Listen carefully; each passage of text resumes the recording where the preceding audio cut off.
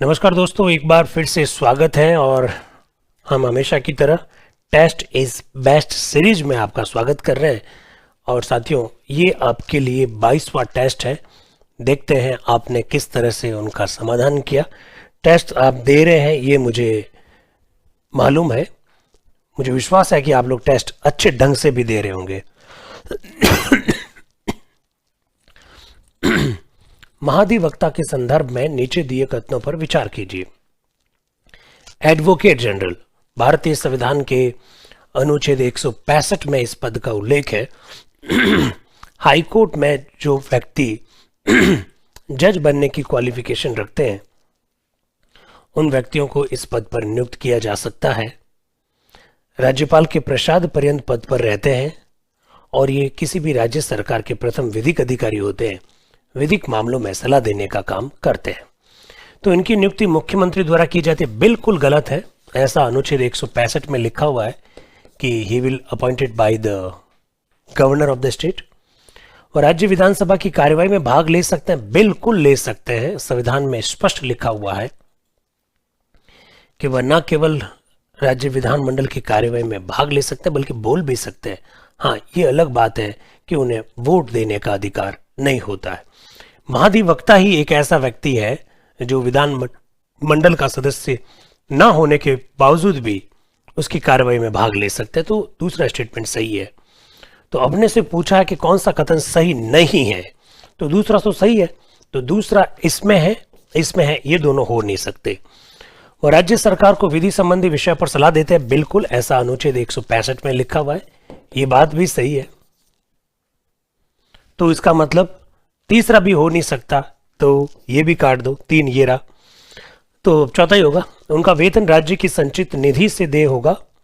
उनका जो वेतन है वो संचित निधि से दिया जाता है, लेकिन कितना दिया जाएगा it will be decided by the state governor. राज्यपाल के द्वारा तय होता है, लेकिन राज्य की संचित निधि से दिया जाएगा ये लिखा हुआ कॉन्स्टिट्यूशन में है नहीं।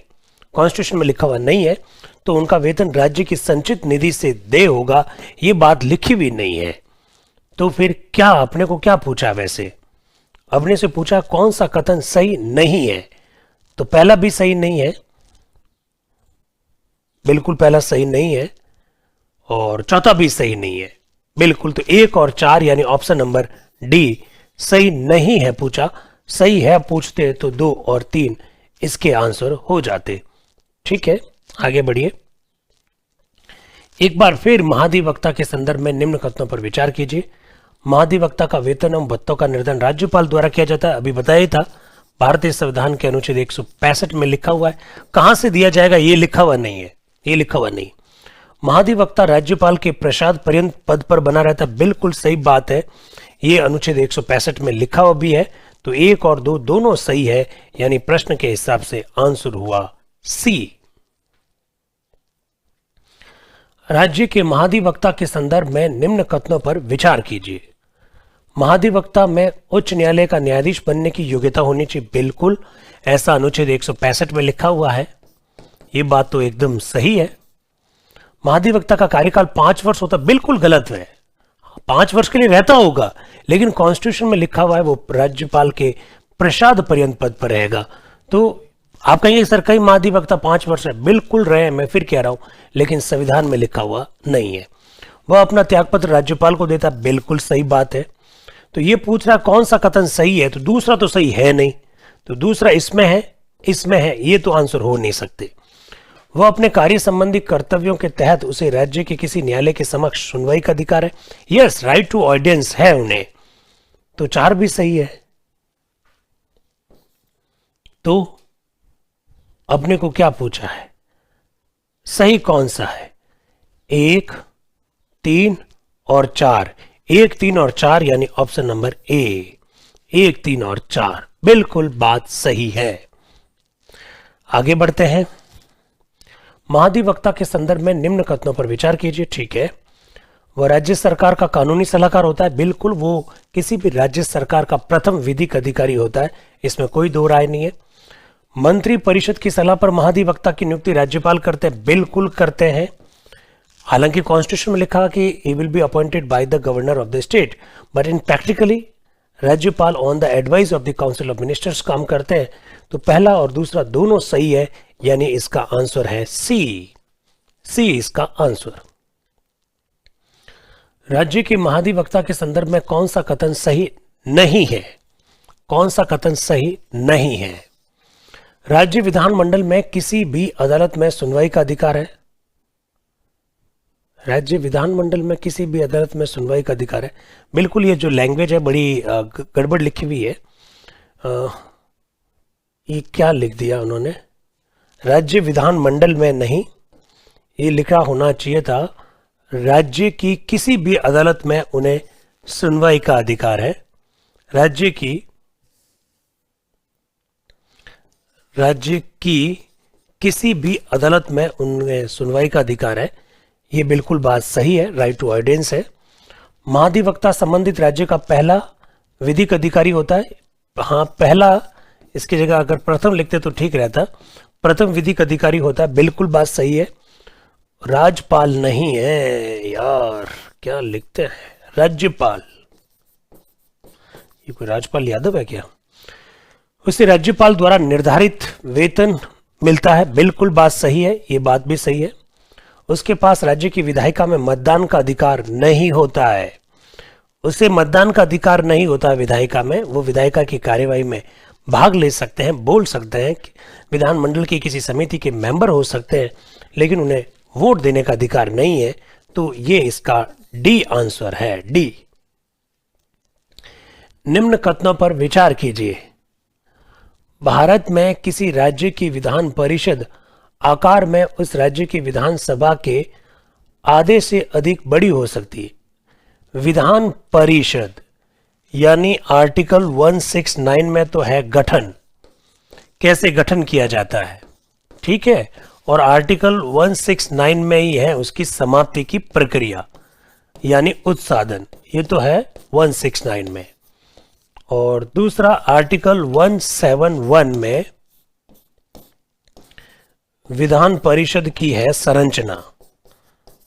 विधान परिषद की क्या है? संरचना है। उस संरचना के तहत किसी भी राज्य की विधानसभा की कुल सदस्य संख्या का 1/3 तो अधिकतम हो सकता है और न्यूनतम 40 है। 1/3, और यहां लिख दिया आधे से अधिक, तो इसका मतलब पहला स्टेटमेंट गलत। दूसरा, किसी राज्य का राज्यपाल उस राज्य की विधान परिषद के सभापति का नाम निर्देशित करता है, बिल्कुल गलत। विधान परिषद अपने सभापति और उपसभापति का खुद चुनती है, चूज करती है। याद है, राज्यपाल की कोई भूमिका नहीं है। पूछा कौन सा सही है, तो 1 और 2 दोनों ही गलत है। तो ना तो 1 और ना 2, यानी ऑप्शन के हिसाब से इसका आंसर डी। फिर अगला प्रश्न, राज्य में विद्यमान विधान परिषद के उत्साधन के लिए कौन सी प्रक्रिया का अनुसरण करना आवश्यक है? आप जानते हैं भारतीय संविधान का आर्टिकल 169 जो विधान परिषद के गठन की प्रक्रिया बतलाता है, वही विधान परिषद की समाप्ति की प्रक्रिया बतलाता है। विधान परिषद के समाप्ति हेतु संबंधित राज्य की विधानसभा को अपनी कुल सदस्य संख्या का बहुमत तथा उपस्थित और मतदान करने वालों के 2/3 बहुमत से एक संकल्प पारित करके संसद के पास भेजना होता है, और संसद यदि सहमत हो जाती है तो विधान परिषद का गठन हो जाता है। तो सेम है समाप्ति और गठन की प्रक्रिया। देखिए जरा, राज्यसभा इस आशय का संकल्प पारित करे, बिल्कुल गलत। राज्य की विधानसभा इस आशय का संकल्प संविधान में विहित विशेष बहुमत से पारित करे, बिल्कुल सही। संसद विधि बनाकर विधान परिषद का उत्साधन करे, बिल्कुल सही। राज्य विधानसभा साधारण बहुमत से नहीं, विशेष बहुमत चाहिए, जैसा कि मैंने अभी कहा। तो इसके हिसाब से 2 व 3 यानी ऑप्शन नंबर बी, 2 और 3 यानी ऑप्शन नंबर बी। इसको कर दो 26 पर ही है। चलिए, तो बी और सी यानी 2 और 3 यानी ऑप्शन नंबर बी इसका सही आंसर है। निम्नलिखित कथनों पर विचार कीजिए। राज्य विधान परिषद के सदस्यों की निर्वाचन पद्धति आनुपातिक प्रतिनिधित्व पद्धति के तहत एकल संक्रमणीय मत प्रणाली अप्रत्यक्ष रूप से होता है, हाँ बिल्कुल, अनुच्छेद 171 में थोड़ी लैंग्वेज गड़बड़ कर रखी है, बाकी अनुच्छेद 171 में लिखा हुआ यही है, एकल संक्रमण या आनुपातिक पद्धति से चुनाव होगा, अप्रत्यक्ष चुनाव होगा। अनुच्छेद 168 के तहत राज्य विधानमंडल में राज्यपाल, विधानसभा और विधान परिषद शामिल है, बिल्कुल सही बात है। हाँ, कोई राज्य में है या नहीं है वो अलग बात है, लेकिन 168 में विधानमंडल में विधान परिषद शामिल है। तो पूछा है कौन सा सही टालना है, तो 1 व 2 दोनों सही है, यानी आंसर है इसका सी। विधान परिषद के कुल सदस्यों में से कितने सदस्यों का अप्रत्यक्ष रूप से निर्वाचन होता है? साथियों, बहुत ढंग से आप लोगों ने अनुच्छेद 171 पढ़ा है, और 171 में आप लोग जानते हैं क्या लिखा हुआ है। 171 में विधान परिषद की संरचना लिखी हुई, मेंबर कैसे चुने जाएंगे और राज्यपाल द्वारा कितने मनोनीत होंगे। आप लोग जानते हैं कि टोटल मेंबर में से 1/6 सदस्य राज्यपाल द्वारा मनोनीत होते हैं, तो पीछे जो 5/6 जो मेंबर है वो निर्वाचित होते हैं। तो आंसर हो गया 5/6 यानी ए। इसका आंसर क्या है? ए, 5/6। निम्न कथनों पर विचार कीजिए। विधानसभा अध्यक्ष अपना त्यागपत्र उपाध्यक्ष को देता है। यस, विधानसभा का अध्यक्ष उपाध्यक्ष अध्यक्ष को संबोधित करते हुए अपना इस्तीफा देंगे, चाहे पद भले ही रिक्त हो। पहला स्टेटमेंट सही है, और यह कह रहा है कौन सा कथन सही है। अध्यक्ष, उपाध्यक्ष, सभापति एवं उपसभापति का वेतन भत्तों का निर्धारण विधानमंडल करती है। बिल्कुल, विधानमंडल मंत्रियों के वेतन का भी निर्धारण करती है, और सभापति, अध्यक्ष वगैरह इन सब के भी वेतन भत्तों का निर्धारण विधानमंडल ही करता है। विधानमंडल की बैठकों के लिए सदन की कुल सदस्य संख्या का 1/10 सदस्यों की गणपूर्ति होना आवश्यक है। बिल्कुल सही बात है, बिल्कुल सही बात है। कॉन्स्टिट्यूशन में साफ लिखा हुआ है जो कोरम है वो कोरम विधानमंडल की जो कुल सदस्य संख्या है उसका 1/10 होता है। संसद के संदर्भ में भी यही बात है। संसद में किसी भी हाउस का जो कोरम है वो भी 1/10 होता है, और राज्य विधानमंडल के संदर्भ में भी यही बात है। तो ये थोड़ा सा ध्यान रखिए, इस प्रकार के प्रश्न अगर आ जाते हैं तो काफी मदद करता है ये, तो आप इसको थोड़ा सा ध्यान रखना। विधानमंडल का कोरम भी 1/10 और संसद का भी कोरम 1/10। लेकिन आपको एक यहाँ एक्स्ट्रा बात जो ध्यान रखनी है, एक्स्ट्रा बात 189 में लिखी हुई है, या 10 या 1/10। आप कहेंगे या 10 या 1/10, इसका क्या मतलब? जो भी अधिक हो। जैसे फॉर एग्जांपल गोवा में, ये प्रश्न जानबूझकर दिया गया, गोवा में समझ लीजिए 40 लोग विधानसभा सदस्य संख्या है, 1/10 तो 4 होता है, तो वहां 4 मेंबर पहुंचेंगे तो बैठक हो जाएगी क्या? हरगिज नहीं होगी, वहां 10 होना चाहिए। आर्टिकल 189 की एक बहुत महत्वपूर्ण बात है, कोरम जो है विधानमंडल का 1/10 या 10 होना चाहिए। ऐसी बात संसद के संदर्भ में नहीं लिखी हुई है, संसद में केवल 1/10 लिखा हुआ। तो ये थोड़ा सा ध्यान रखना, 1/10 या 10, इनमें से जो भी अधिक हो। अब पुडुचेरी में 32 ही है, तो 32 का 1/10 तो 3.2 यानी 3 होता है, तो वहां 3 काम नहीं करेगा, वहां कम से कम कितने होना चाहिए? 10 होने चाहिए। तो ये तो तीनों ही बातें सत्य हो गई, तो इसका आंसर हो गया डी। अगला प्रश्न जरा देखिए, विधान परिषद के सदस्यों के संदर्भ में निम्न कथनों पर विचार कीजिए। कर लेते हैं। विधान परिषद में 1/12 सदस्यों का निर्वाचन माध्यमिक स्तर के स्कूल के अध्यापक करते हैं जो पिछले 3 वर्षों से अध्यापन कर रहे हैं। ओके। विधान परिषद के 1/3 सदस्यों का चुनाव विधानसभा के सदस्यों द्वारा किया जाता है, और 1/6 सदस्य राज्यपाल द्वारा मनोनीत किए जाते हैं। जो साहित्य ज्ञान, अरे ज्ञान नहीं है यार, ये विज्ञान है। क्या कर रहे हो भाई? ज्ञान क्या होता है? विज्ञान, साहित्य, विज्ञान, कला, सहकारिता व समाज सेवा का विशेष ज्ञान हो। बिल्कुल, तो ये बात तीनों ही सही है यार। मैं थोड़ा सा संरचना बता देता हूं, जानबूझकर ये आपको अलग से बता रहा हूं। भारतीय संविधान का अनुच्छेद 171 विधान परिषद की संरचना का उल्लेख करता है। इसमें क्या क्या लिखा हुआ है? इसमें लिखा हुआ है राज्यपाल द्वारा मनोनीत किए जाएंगे। तो राज्यपाल द्वारा मनोनीत होते हैं 1/12, जैसा अभी थोड़ी देर पहले हमने देखा ही था। राज्यपाल द्वारा मनोनीत, तो 1/6 मनोनीत होंगे। दूसरा, विधानसभा के सदस्यों द्वारा निर्वाचित, विधानसभा के सदस्यों द्वारा निर्वाचित तो विधानसभा के सदस्यों द्वारा निर्वाचन कितने लोगों का होगा? कुल सदस्य संख्या का 1/3 का निर्वाचन करेंगे विधानसभा के सदस्य। ठीक है, फिर जिला स्तर की पंचायतें यानी जिला पंचायत व नगर पालिका, जिला पंचायत व नगर पालिका के सदस्यों द्वारा चुनाव, नगर पालिका सदस्यों द्वारा चुनाव, तो वो भी 1/3, वो भी कितना हो गया? 1/3 का चुनाव हो गया।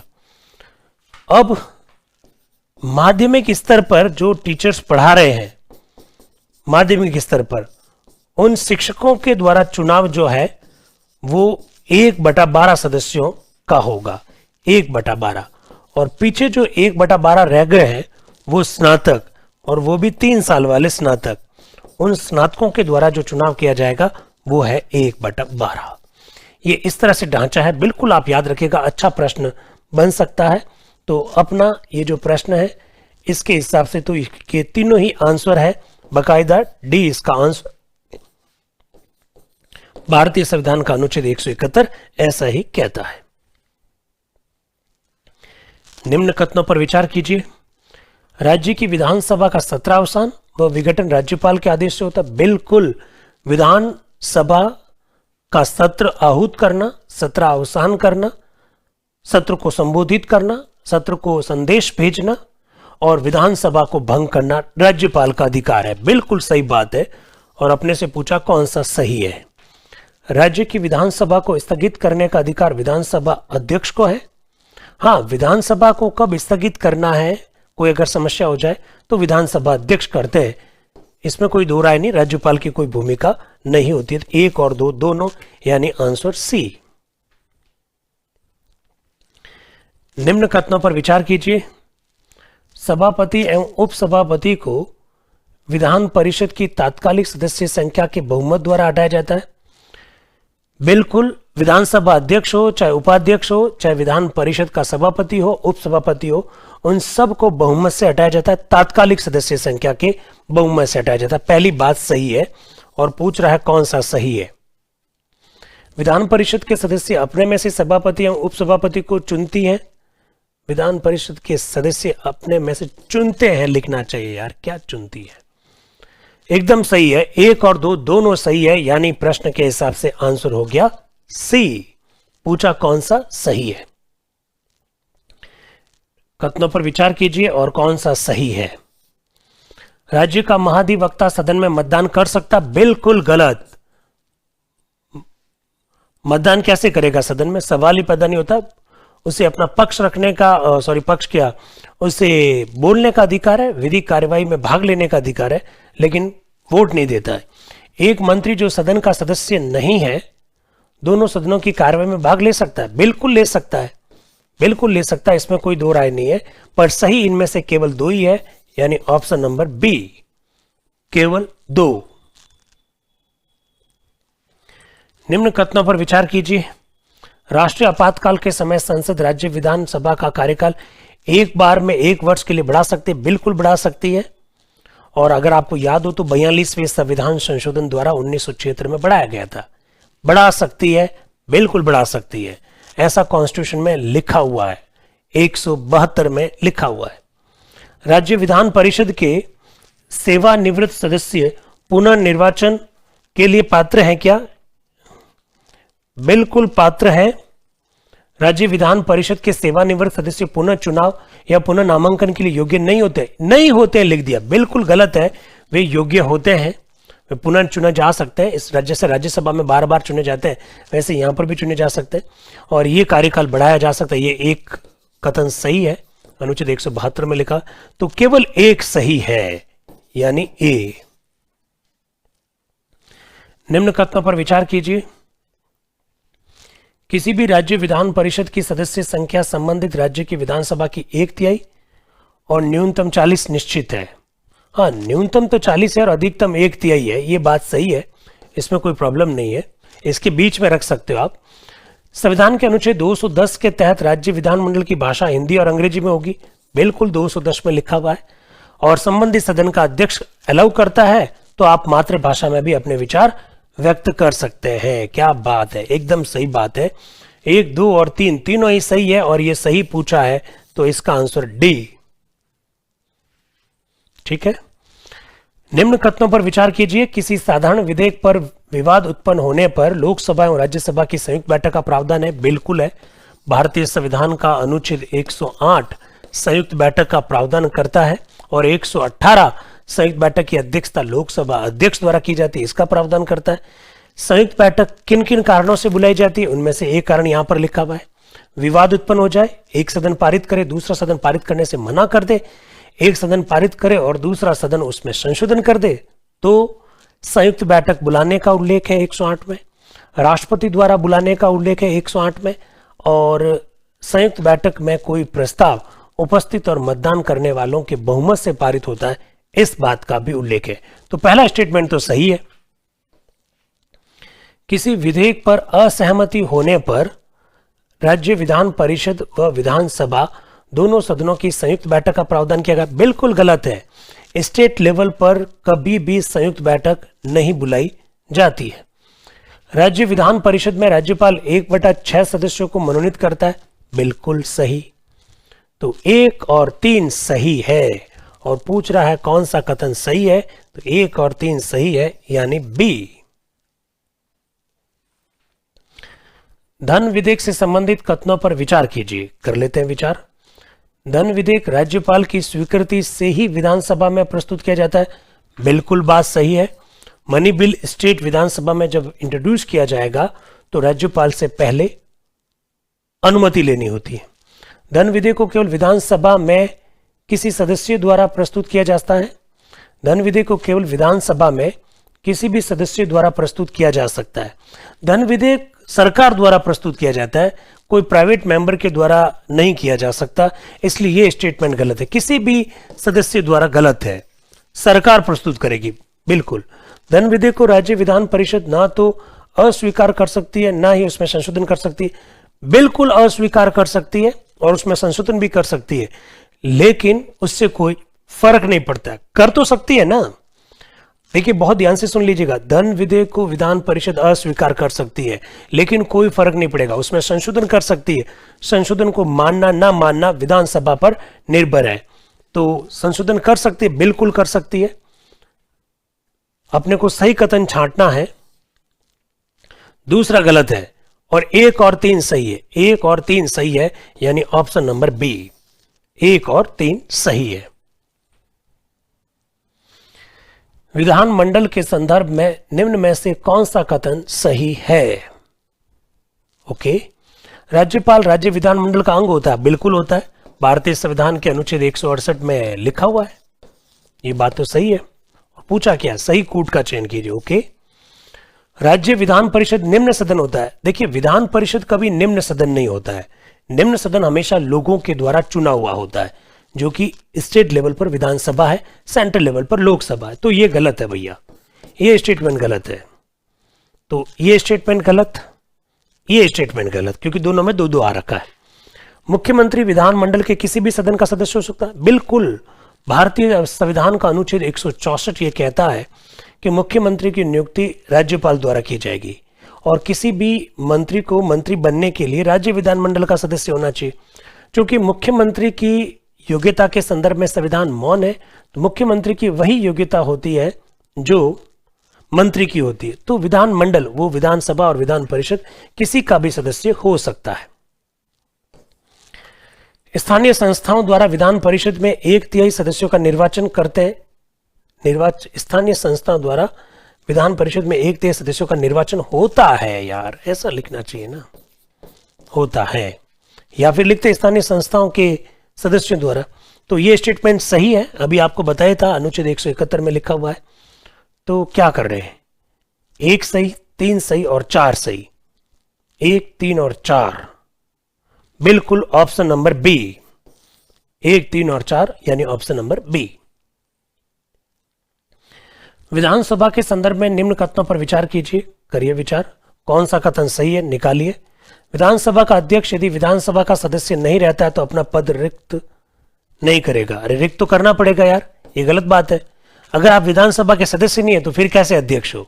बिल्कुल आपका पद रिक्त हो जाएगा। दूसरा, जब कभी विधानसभा का विघटन किया जाता है तो अध्यक्ष अपने पद को तुरंत रिक्त नहीं करेगा। यह बात सही है, वो तुरंत रिक्त नहीं करेगा। विधानसभा का विघटन होता है तो नई विधानसभा जब चुन ली जाती है तो उसकी प्रथम बैठक से ठीक पहले तक वो अध्यक्ष के पद पर रहेगा। दूसरा सही है, दूसरा सही है। बी, राज्य की विधान परिषद के संदर्भ में निम्न कथनों पर विचार करिए। भारत में किसी राज्य की विधान परिषद के सदस्यों की संख्या उस राज्य की विधानसभा की कुल सदस्य संख्या के 1/3 से अधिक नहीं होगी। बिल्कुल, कहां लिखा हुआ है कि अनुच्छेद 171 में लिखा हुआ है। मिनिमम कितनी होगी? 40 है। ये तो बात सही है और सही तो टालना है। राज्य के राज्यपाल द्वारा उस राज्य की विधान परिषद के सभापति और उपसभापति को मनोनीत किया जाता है। बिल्कुल गलत है। विधान परिषद अपने सभापति और उपसभापति को खुद चुनती है, चूज करती है। दूसरा गलत, केवल एक सही, यानी ऑप्शन नंबर ए। निम्न कथनों पर विचार कीजिए। संविधान द्विसदनात्मक विधानमंडल व्यवस्था में विधान परिषद को विधानसभा से अधिक महत्व देता है।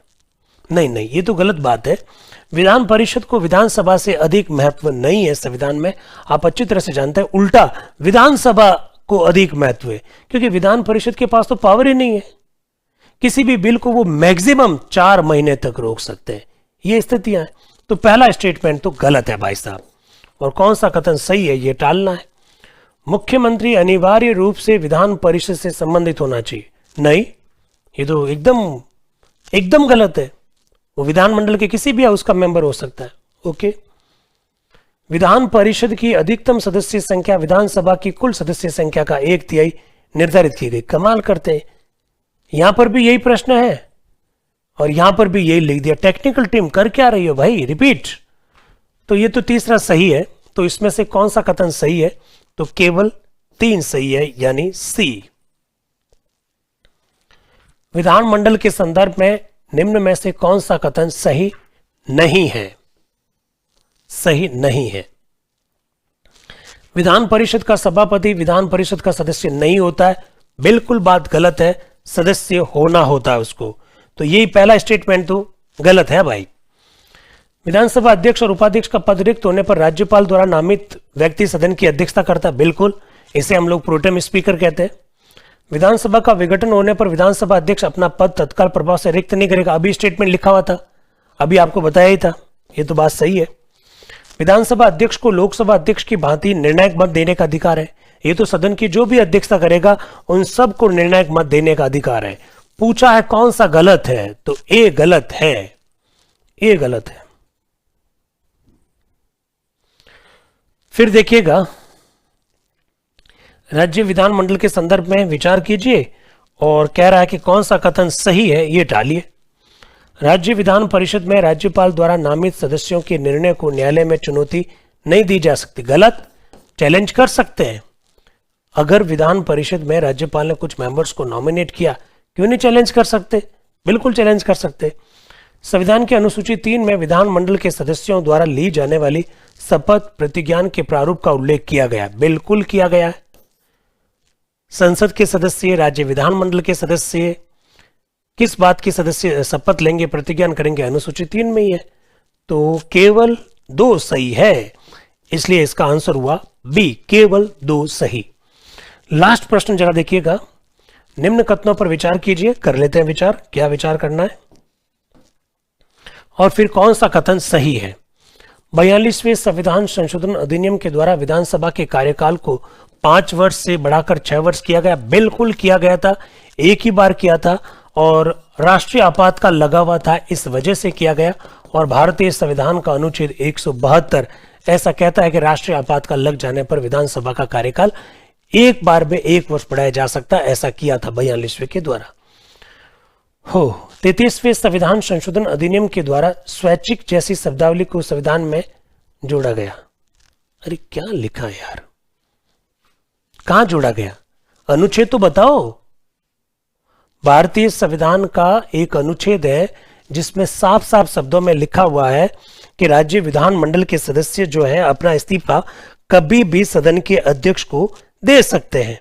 तो ये जब इस्तीफा अपना दे सकते हैं तो वो अध्यक्ष जो है अपना इस्तीफा स्वीकार, अध्यक्ष जो है वो उनका इस्तीफा स्वीकार करेगा नहीं करेगा, इस बात का उल्लेख जो है वो आर्टिकल 189 में है।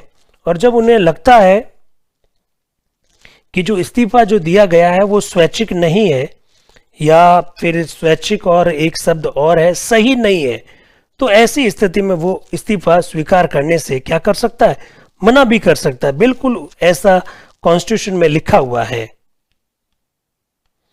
पर ये पता नहीं क्यों ऐसा स्वैच्छिक शब्द यहाँ पर लिख दिया, मुझे इसका आइडिया नहीं हो पा रहा है। बिल्कुल कॉन्स्टिट्यूशन में ऐसा लिखा हुआ है। स्वैच्छिक जैसी शब्दावली को संविधान में जोड़ा गया, स्वैच्छिक कहाँ जोड़ा गया, ये इसका उल्लेख होना चाहिए था। मतलब इस्तीफा देने के संदर्भ में स्वैच्छिक और सही, वॉलेंट्री और जिनायन यानी सही, थोड़ा ये ढंग से करना चाहिए था। ठीक है, इसको फिलहाल मैं सही मान लेता हूँ। विधानमंडल के सदस्य के इस्तीफे की जांच संबंधित सदन का अध्यक्ष करता है। बिल्कुल, कोई सदस्य अगर इस्तीफा देता है और सदन के अध्यक्ष को लगता है कि उसमें कुछ गुंजाइश है, शायद सही है या नहीं है, या दबाव में दिया गया, तो वो उसकी जांच कर सकता है। 1 2 3 तीनों ही इसमें सही, तो आंसर इसका है D. Thank you very much.